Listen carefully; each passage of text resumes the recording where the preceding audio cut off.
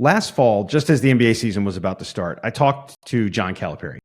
The Thunder was about to open its season with two of his former Kentucky players on the roster. And because I talked to him before about Shai Gilgeous-Alexander, I was mostly hoping to ask him about Case and Wallace. But we weren't 3 minutes into that conversation before, with no prompt from me, Calipari brought up the trade that had sent Gilgeous-Alexander from the Clippers to OKC in 2019. Doc Rivers did not want to trade him, Calipari told me. He knew how good he was. And that wasn't surprising, given what Gilgeous-Alexander has become, but it was notable. And Doc's stance was also at the heart of a story ESPN's Tim MacMahon wrote this month about the trade that sent Paul George to the Clippers and brought back the guy who now is OKC's franchise cornerstone. MacMahon took a look back at the trade and what's happened since. The team the Thunder has built around SGA, Chet Holmgren, and Jalen Williams, who notably arrived via one in the historic haul of picks the Clippers sent to OKC. Tim's been watching this develop for years, and from his home in Dallas, he's a routine visitor to Thunder games both in Oklahoma City and in his backyard against the Mavericks. He's also one of the best writers and podcasters covering the NBA, and so he seemed like a great fit for a check-in on all things Thunder. He joined me to talk about the Gordon Hayward trade, Josh Giddey's fit now and down the road, and his story about the trade that changed the franchise. Today, OKC's past, present, and future with ESPN's Tim MacMahon. I'm Brett Dawson, and this is Heard Thunder.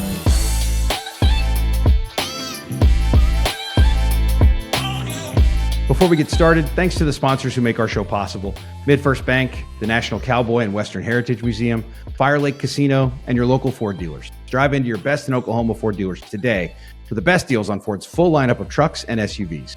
Ford is the best in Oklahoma. All right, so very excited to welcome Tim MacMahon in. Tim, this is a big time get for me, and I thought how we might start is I was up really late last night. The Thunder played a game at 9 a.m. local.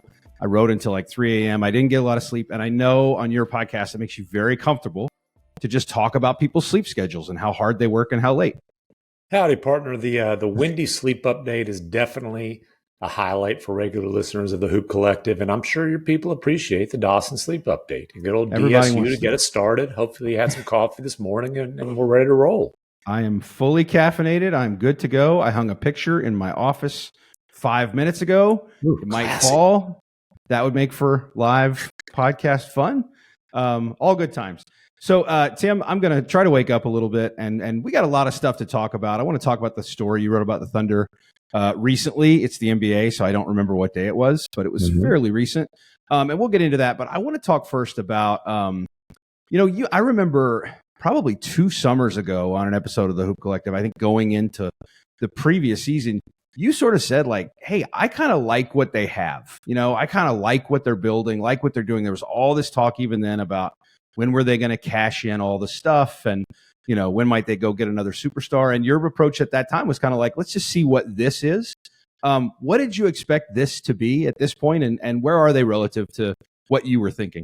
Well, I'm not going to sit here and tell you that I expected number 12 overall pick Jalen Williams out of Santa Clara to emerge as a legitimate co-star. But I did think like, hey, you had to see exactly how good Shai Gilgeous-Alexander could be. And we're seeing that he can be MVP level good. I don't know if he'll win MVP or not, but he's a legitimate candidate. And then you knew they were going to have that high pick, obviously, that turned into Chet Holmgren. I mean, so what they have now is a legit big three. Like Shai's going to be on a super max on his next deal. Still has a little bit of time left on this max. You've got 2 more years of rookie deal left after this year with Chet Holmgren and with Jalen Williams. Then those guys are going to be max players. But that is a trio that you can build a long-term contender around. They're a contender right now, a contender with next to no playoff experience. So we'll see how that goes this year. But if you're betting on any team over the next 5 years, I think the only other team you can even bring up, I guess you could talk yourself into Denver because Joker's prime. But like the Celtics and Thunder, you can project them to be at the top of the league for this next window to come. And then obviously they've got tons of picks. And I think we're seeing with Presti, the picks, it's probably not going to be an all-in type of deal. And they probably don't need an all-in type of deal because they don't necessarily need another star. And financially, I think it will become very difficult to add another star to that mix, much less you got one ball, et cetera, et cetera.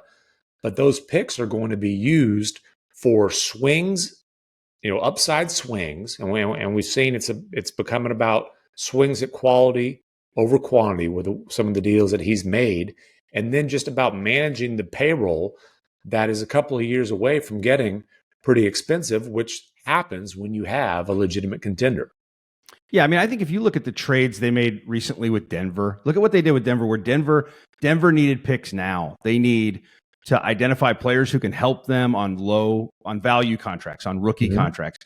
And what the Thunder has done is kind of acquire some picks down the road when it will need those things. It will need players in those spots. Now, it can't draft all those players and put all those players on the roster.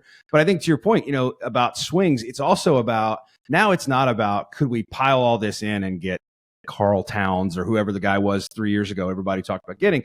Now it's like, okay, through all this maneuvering, we've got the 13th pick in this draft, but we think the guy is at 9. We think that guy who can really help us is at 9. So we'll just throw too much at somebody. We can overpay to move up 2 spots. Or if the thing is, we need a wing who's a little bigger, and it's not a star player, it's a more traditional 3-and-D, 6'8" guy. Well, maybe somebody else can't throw 2 first-rounders at you, but they can do that now. They can go in and get that missing piece if they figure out what that is. Right, and then you've also seen them, the deal they made to help facilitate James Harden going to the Clippers, where they basically said, hey, we'll give up the worst of our picks in 2026, which probably be their own, for swap rights in 2027. That's basically saying we want potential lottery swings, and they'll still have that in 2026. And then they're going to get what they hope it'll be a post Kawhi, PG, Harden swing in 2027. You saw what they did with the Mavericks. The Mavericks are desperate to upgrade now. They're in a win now. Got to win. Can't have another playoff whiff type of season with Luka, playing at an MVP level. And they needed that. They needed a pick to be able to send Washington. And you call the old bank of Sam, and Presti says, sure, we'll give you what's going to be a mid-20s pick probably in this year's draft to send to the Wizards. We just want swap rights in 2028. And the play there is, maybe Luka's not still in Dallas. And if Luka's not still in Dallas, that is an absolute steal. I mean, that is highway robbery. Like, Sam Presti will not be allowed to cross the Red River after committing a felony if that ends up being the case. But again, they didn't need the quantity now. They're still going to have 1 or 2, depending on how things play out in the lottery picks this year. So they didn't need those picks in the 20s. Let's kick it down the road and have potential upside swings. And, you can certainly argue, and I think we'll have a clearer picture after the playoffs of this team might be one significant, not necessarily star, but significant piece away. At some point, they might need to get a power forward size power forward, which in today's NBA is 6'8", 6'9", and obviously they want a guy who can shoot. They want a guy who can make plays, and you start kind of putting together what's a perfect piece, and you're like, hold on, that's Paul George. wait. But maybe a 3-and-D guy with a little bit of playmaking ability, whatever. Now, perhaps they can grow their own. They obviously like Ousmane Dieng a lot. That you talk about packaging picks to go get a guy they like. He's a developmental project. Maybe he develops into that kind of guy with size, with playmaking ability. Obviously, the shooting needs to come along. But there might be a time where they use some of those picks to go get a finishing piece, and kind of it's the player's not a perfect comparison, but kind of the example I use a lot is they go get their version of Aaron Gordon, right? He's a complementary star, which means the offense isn't running through him. He's not going to put up 25 points a game, but he just fits that role with the Nuggets so well. And that's the piece that kind of vaulted the Nuggets into contending. It just took a little while because of injuries for them to be able to get over the hump. Yeah, that's an interesting case study because they tried Jeremy Grant and it wasn't quite the right piece, and then they end up with Gordon instead. And I think with the Thunder, what's interesting, you mentioned the big 3 with these 3 guys, and I think it's fair now to say that's what they are because J-Dub looks like he's going to be a real dude, and I don't think there was much question about Chet if he was healthy. J-Dub, dude, the guy's averaging about He's in a ridiculously efficient, near 20-point per game scorer who's a stud defensively. He's a dude right now. And one of the best fourth quarter players in the league. I mean, he's been awesome. These guys are going to grow together. They're really complementary. I think that's the cool thing about what they've built is they don't have much redundancy. Shai and J-Dub play similarly, but there's room for both of those guys to do what they do. And then you sort of figure out what fits around it. And I think that the interesting thing about them is the size thing. They obviously go out and get Gordon Hayward. And one of the reasons they got Gordon Hayward is he's not a big guy. You don't know if he could even contribute that much. He's so rusty right now.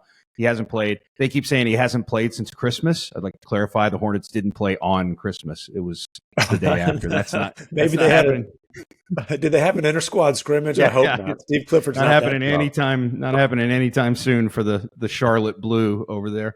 But I think he's at least a guy with some physical size, and he does all the stuff they need somebody to do. He can pass it. He can shoot it a little bit. He's a good screener. He's fine defensively. He's not a great defender, but he doesn't gum up their offense. And this is the whole thing with them is like, how do they find the piece that gives them? I do think they need a little more just positional size. They don't need a big, giant, lumbering center. They love when the other team plays those guys. You know, when Jonas Valanciunas is on the floor and he's pushing Chet Holmgren around, they're thinking great because they can pull him away from the basket. They can make somebody else guard Chet, and he can't. Right. Exactly. Those guys can't guard Chet. We're going to talk about that in a minute as it relates to the way teams play Josh Giddey.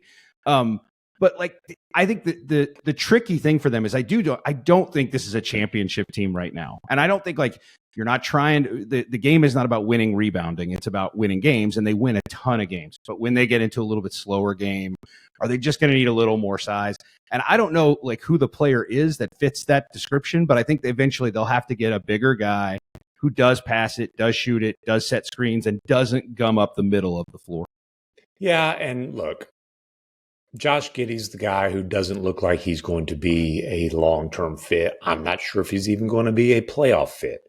And it's not like you need his playmaking in the starting lineup because J-Dub has emerged as a really, really good playmaker. SGA is going to have the ball in his hands majority of the time.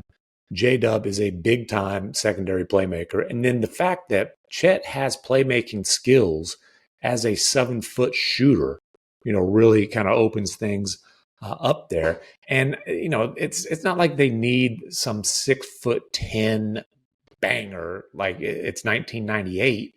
But I do think they're going to, at some point, need to just upgrade.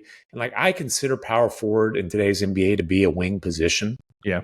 But to get a bigger, versatile wing at some point. And like I said, the good news is there's a lot of different paths that they can take to get one, whether that is kind of a quick fix trade target. And I don't know exactly who that is.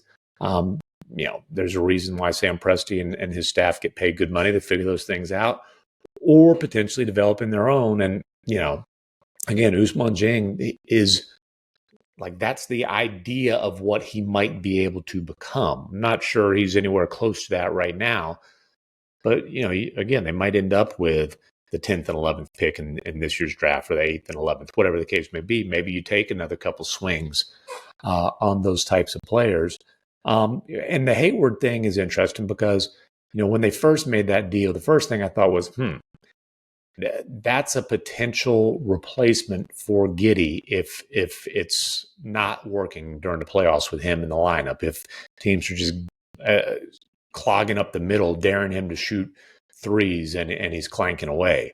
The other thing that Hayward is, and look, maybe he doesn't work out. Maybe he doesn't ever establish any kind of a rhythm. He's flexibility going into the summer. Right. You can bring him back. You can bring him back at a significantly reduced salary. You can also, wave farewell and you shedded a significant salary now, and you'd have major cap space. And I don't know that it's about getting a free agent, but I think Sam Presti has a pretty clear track record of being able to use cap space to benefit the long-term outlook of his team. And maybe it's a best of both worlds situation where there's a guy who a team wants to get off his salary. He's still a decent player, but they're trying to avoid the luxury tax or whatever the case may be, create cap space, could be any number of things. And you're able to add a pick and a player who, while overpriced, it's not like he's going to bump the Thunder into tax territory over the next couple of years. So could be a situation like that. Really geeking out. I think it's going to be interesting to see what they do with Isaiah Joe this summer. Yeah. To me, Preston rarely calls me for advice, but next time he does, I'm gonna be like, dude, you got to try to get Isaiah Joe, like rip up the last year of that deal, the non-guaranteed year, get him locked into a 3 or 4 year deal with a descending salary. And because he's clearly a guy who fits extremely well in Oklahoma City, and I would imagine they would want to keep him for the next 3 or 4 years. Yeah, just a dude who really understands how to play off guys like he has to play off here. It's an interesting thing. I talked to him earlier this year, and he said, like, when he was a star in high school and kind of a star in college, he was like, I never really thought of myself that way. I never thought of myself as like a great player. And I think that's made that adjustment a little bit easier. He's such a great fit. He's a great segue into talking a little bit more about Giddey, because you were at the game in Dallas where if you drew a line down the center of the floor, 3-point line to baseline, the side Josh Giddey was on was completely open, essentially, in the second half, and especially that third quarter. And I've said this before, a lot of guys get guarded in different ways. A lot of people play off shooters. When they do it on Giddey, it can be pretty loud. It's really noticeable. Houston, who they played the last couple of games, is really the first team to do that with Şengün. They did it late November, early December, just played Şengün on and played way off. And in Dallas, he took, I think, 3 out of 4 possessions, probably. He took a 3 from the corner, missed them all. When you look at them and you look at Giddey, what do you think? You said, it looks like maybe a piece that isn't a long-term fit. What do you think about what they're doing with him?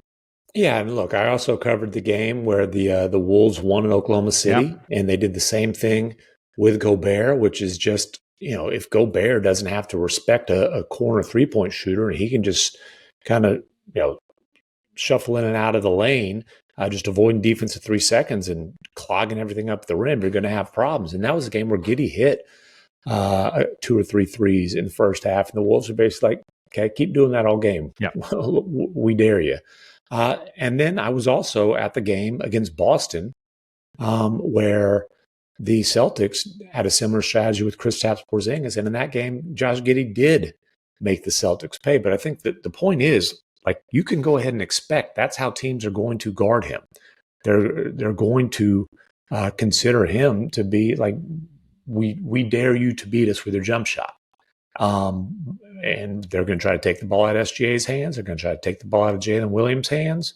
They're going to want to put a wing on Holmgren because, Holmgren, as great as he is, and as like the biggest surprise to me has been just how good of an offensive player he is right now, right away. But he's not posting anybody up, so you can put a wing on him. And again, it's not that Josh Giddey's a bad player, but he is a flawed player who needs to have the ball in his hands to maximize his talent. And you're not putting the ball in his hands when you have one of the most efficient 30-point scorers that we've seen in a long time running the show. And then you've got one of the most efficient 19-point per game scorers in the league as his sidekick. It would make no sense to put the ball in Josh Giddey's hands. And then, a lot of times when you see guys who come playoff time or, even as you're seeing now in the regular season, you see guys that are schemed to we dare you to shoot. Typically, those are your Tony Allens, right? Those are your elite defenders. Where does he rank in your starting 5 as far as defensive impact? A distant 5th. Yeah, a distant 5th. So, I don't know, man. Typically, when Daigneault makes some kind of adjustment with that starting lineup, it is pulling Giddey, whether that's coming out of halftime or just, you'll look up at the end of a game and no, Giddey only played 18 or, 20 minutes or whatever the case may be. Look, maybe Chip England works his magic. Certainly he has with Lou Dort. Maybe Giddey becomes a good 3-point shooter. If he doesn't, I just don't see how it's a long-term fit. And, his trade value, if they decide to explore it this summer, would be interesting to me. I'm not sure it's that high, especially going into last year, that rookie deal where, if you're trading for him, it's to pay him. It's interesting. Somebody asked me last week, could they bench him and not tank his trade value? And actually, I'm not sure. It might go the other way if he was coming off the bench, because I think he'd get more opportunities to do the things he's better at. And so I think I could see a scenario if it works with Hayward, if he's good. I don't know if they'll they're 41-17. It's hard to change the starting lineup. It's hard to make a strong case for it. But to see Hayward in those finishing lineups, I think is pretty reasonable to expect. And then maybe you just change some of that. It's become a weird thing because honestly, to me, when I see them out there in non-Shai units, you'd rather have J-Dub running the offense than you would Josh Giddey at this point. Yeah. And that's just because he can do so many different things. I will say, I think some of how bad he's been, because it's so noticeable, has gotten a little overblown. It's not that like teams are saying Josh Giddey's terrible, so we're going to guard the Thunder this way. They're saying Chet Holmgren's awesome. We can't guard Chet with these guys. So we can't guard Chet with Alperen Şengün. We don't really want to guard Chet. You don't want to guard Chet out on the floor with Rudy Gobert. As good a defender as he is, that's not what he wants to be doing. No, because then you're taking away Gobert's strength, which is one of the most dominant rim protectors in the history of the league. Right. So you can't put guys like that out there. And then some of the other bigger guys just can't deal with him. Yusuf Nurkic just can't, if he gets pulled away, he's got no prayer. And so if your team saying we can't guard him this way, and as you said, like the other night they played the Wizards, he posted up Tyus Jones and scored. Chet did on a switch, and it was notable. It was like, oh wow, he doesn't do that. Like he just never does it. He posts up less than half a time per game. So that's what you're going to do. You're going to put smaller guys on him. If he starts to burn those switches as he's getting a little bit better at it, then maybe you adjust. But you're not going to adjust by saying we're going to play up on Josh Giddey. It's just not what you're going to do. And look, if Giddey's off the floor, they're going to do that to Lou Dort. He's been a better shooter than Josh, but like that's how you're going to play. Like you're going to put a center on somebody who you're not as worried about. But with Dort, it's much more dangerous because he's developed from a non-shooter to a guy who, right now as we speak is shooting 40% from three-point range at, almost 5 attempts per game, as opposed to Giddey, less than 3 attempts per game, 32.7%. And, it's clearly Giddey is the least of an opponent's concerns on the offensive end and the guy that they would most want to attack on the defensive end. And again, that's not an insult. You don't want to attack Lou Dort. He's a top, 3, 4, 5 wing defender in the league. You don't want to attack Jalen Williams. Like he's one of the best young wing defenders in the league. Shai gets the luxury of taking one of the lesser defensive assignments because of those guys, but he's leading the league in steals. Chet is likely a future defensive player of the year who obviously a lot of that's because of his rim protection, but also because he's a 7-footer who can move his feet and stay in front of guys. So obviously Giddey's the guy you're going to want to put a bullseye on. Yeah. Yeah, 100%. And I think, Shai said earlier this year, I was talking to him about just the way Giddey's played. And like Shai, speaking from experience, said he's doing the hardest thing there is to do in basketball. He's had the ball in his hands, and now he doesn't. Like he's got to learn to adjust. And so, like if you look now, he sets more screens than he's ever set before.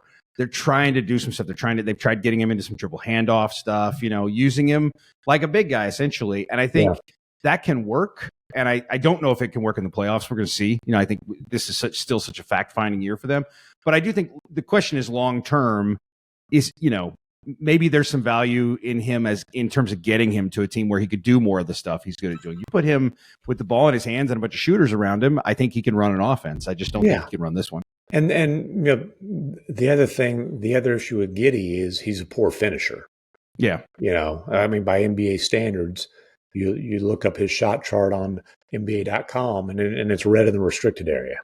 Yeah, that's been a real problem this year. That to me is the biggest problem this year offensively in a lot of ways. In terms of like the biggest problem is he can't play the way he probably needs to play to be the most successful. But like he's got to do that because he's getting all the space. If he's not making floaters, that's where things get kind of tricky. Yeah, but if you're Mark Daigneault, you're sitting here tied for first place in the Western Conference.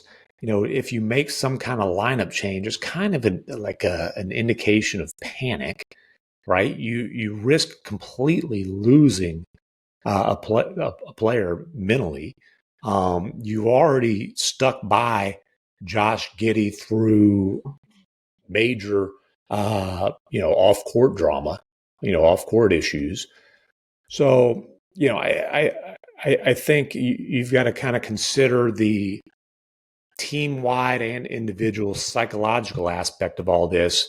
And you're not playing NBA 2K where it's just, okay, you're plugging in, this guy with this skills and taking out this guy with these skills. It's a lot more than that. It's a lot more than X's and O's. I remember asking Will Hardy with the Jazz last year, like, what's the biggest surprise to you about being an NBA head coach? And he said X's and O's are really only about 10% of the job. Mm-hmm. And a lot of it's the handling the psychology and the kind of ego management and all that stuff of individual players and then the collective whole. Right. So I want to shift gears before we finish up here.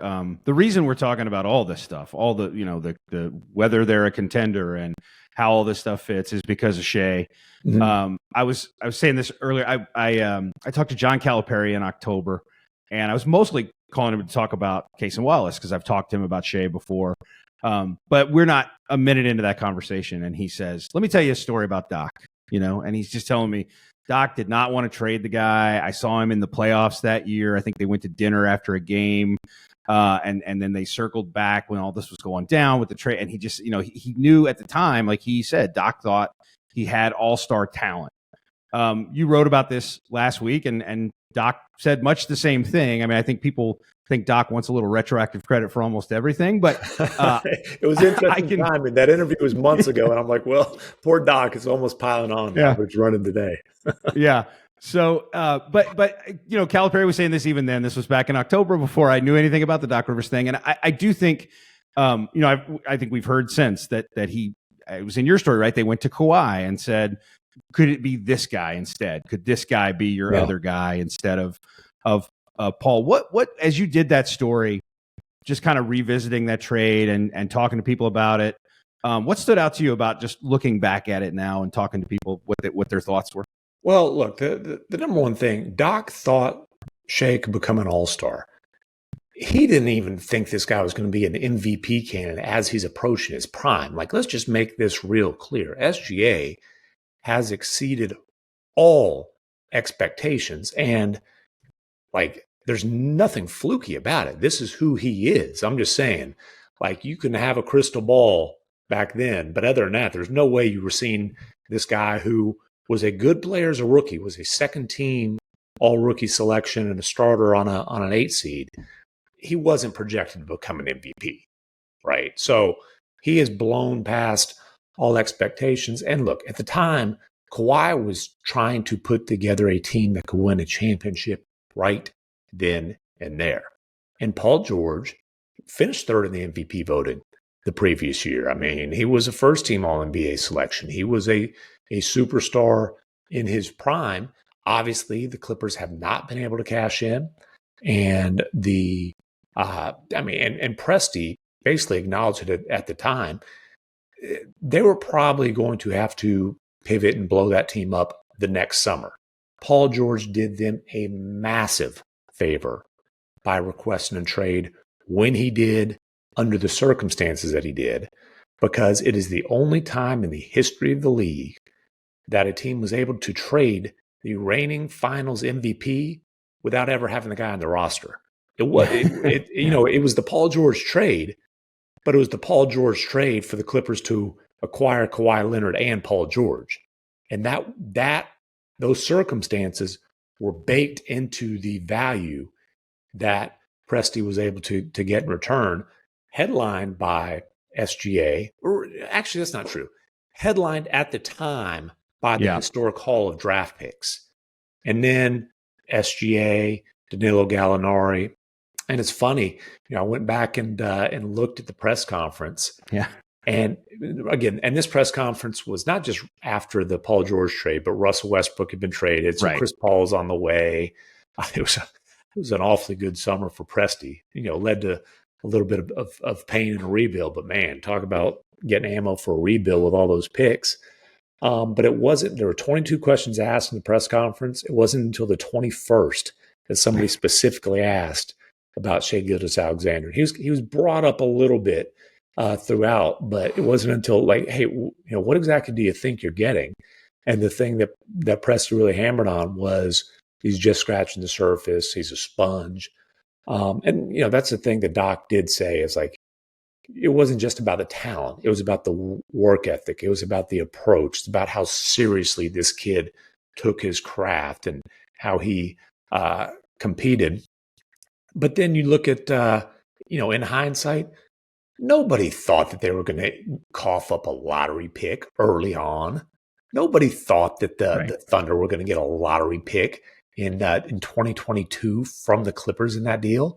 And it was massive misfortune. Kawhi missing an entire year, coming off of a knee surgery. Paul George only playing 31 games and then missing the second playing game because of COVID. And then even at number 12, nobody thinks you're getting a legitimate co-star at 12. And you get Jalen Williams, who wasn't even really considered a draft prospect until kind of early in his junior year at Santa Clara. Wasn't really considered a first-round prospect until he had an awesome combine. Wasn't considered a lottery prospect, really, until he just killed team workout after team workout after team workout after team workout. And then, you look back now, a year and a half later, the Thunder might have gotten the two best players in that draft. And I know Paolo Banchero was an all-star. The Thunder might have gotten the two best players in that draft in Chet Holmgren and Jalen Williams. And certainly they are two players who are just awesome fits, complementing and enhancing SGA's brilliance. I mean, Chet, the two things they desperately needed were floor spacing and rim protection. He's an elite rim protector right now, and he is a 40% three-point shooter who's also a lob threat. I mean, you couldn't ask for a better fit. I tell the story all the time, but Sam Vecini, who covers the draft for The Athletic, I talked to him this preseason, and he said, all they needed was just a 7-foot guy who can be a connector and make threes and be a lob threat and, a great shot blocker. And if he can, guard and pick and rolls, it's what an advantage. All they needed was just this guy who can do all that. And the thing is that it's effing impossible. But then they found, there he was at 2. All they needed was one of the best floor spacing rim protectors in the history of the game. And by the way, when you talk about floor spacing rim protectors in the history, we're talking about like the last 5 years. Right? Correct. Yeah. I mean, he's going to end up with, he's already at 150 blocks. He's going to end up with over 200 blocks, and he's already at over 100 threes. There's only been one guy in the history of the game that's had 200 blocks and 100 threes in a season. You might know who it is. You might have looked it up. I haven't looked it up. You'll never get it then. Never get it. Rafe LaFrentz. Oh my gosh. Yeah. Never in a million years. The year that he was traded from the Nuggets to the Mavericks. But, Chet is the first of those guys who is he's doing it solely as a center. That's when LaFrentz was kind of playing a lot of 4, some 5, et cetera. He's an absolute elite all-around defensive player, and he has the ability to attack closeouts, and he's a great passer. He's already over 150 assists, the first guy ever to have 150 blocks, 150 assists, and 100 threes in a season, and he still has a large chunk of his rookie year to play. And, like you look at like Brook Lopez, when you talk about floor space and rim protectors, he's the guy who really kind of was the first in that mold. And Chet's just a much more versatile player than he is. Jaren Jackson Jr. hasn't really proved that he can do it as a center, right? And Chet, skinny as he is, he's doing it as a center for a team that's first place in the Western Conference.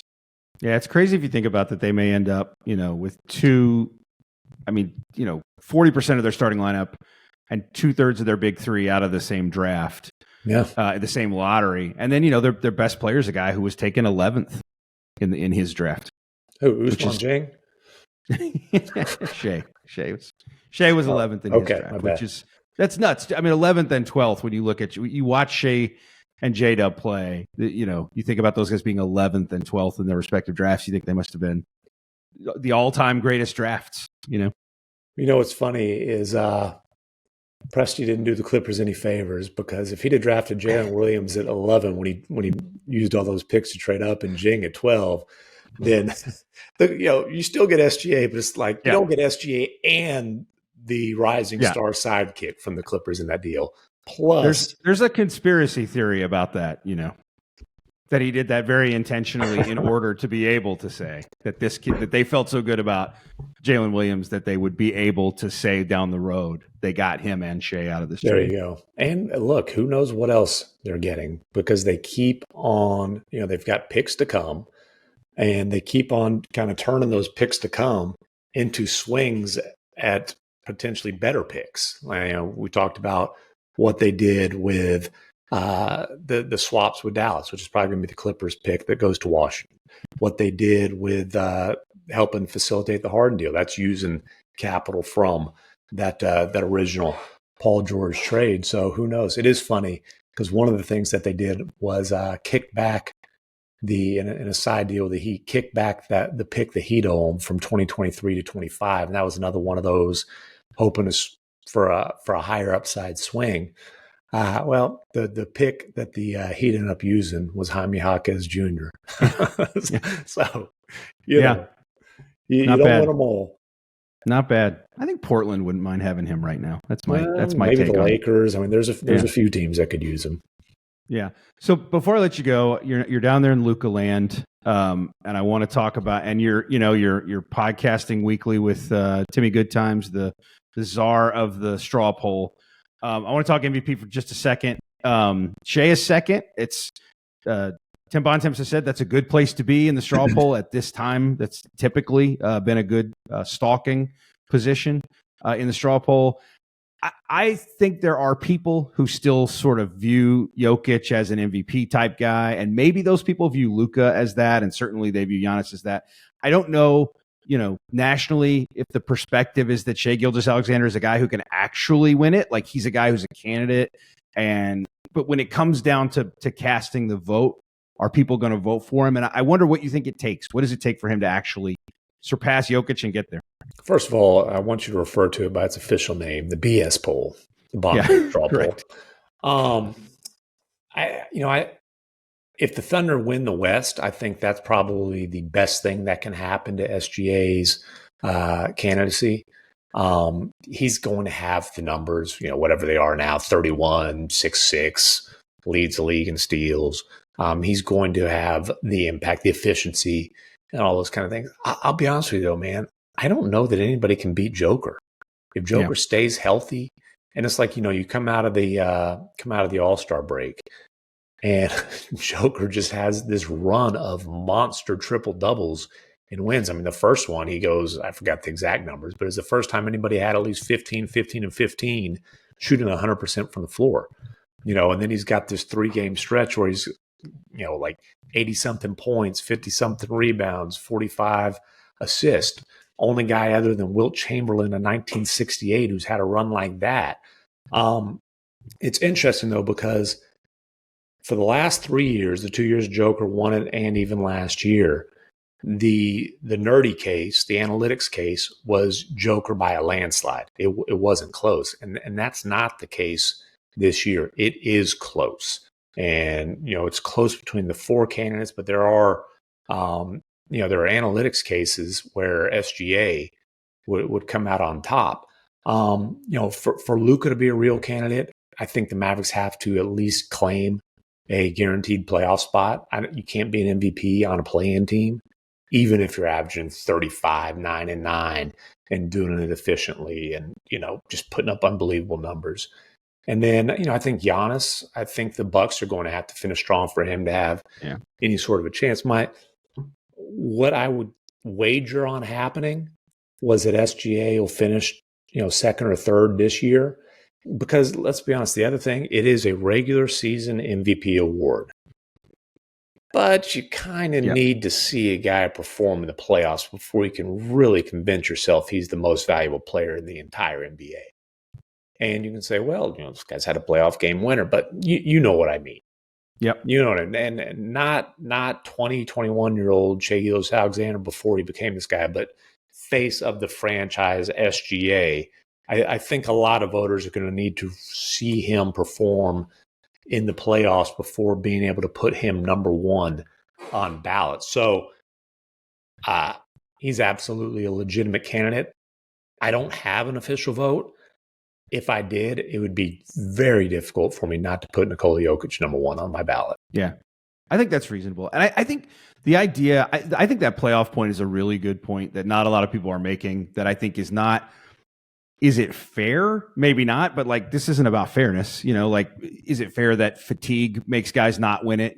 Should Jordan have won more? Should LeBron have won more? Should Kobe have won more? Whoever, Shaq, whatever the case might be. There's always those guys where you say, well, LeBron's won it so much, and then now it becomes, well, Giannis has won it and Jokic has won it, so maybe people are looking for somebody new, and all that's not fair, but it's a legitimate pattern that voters follow. And I do think the playoff thing's a real thing, that if he finishes second and then he goes off and they get to the Western Conference Finals, then I think next year you could see him go in as a favorite for the MVP, and certainly be a guy who, if he replicates the same season and they do just about the same things, is just viewed as a little bit more viable.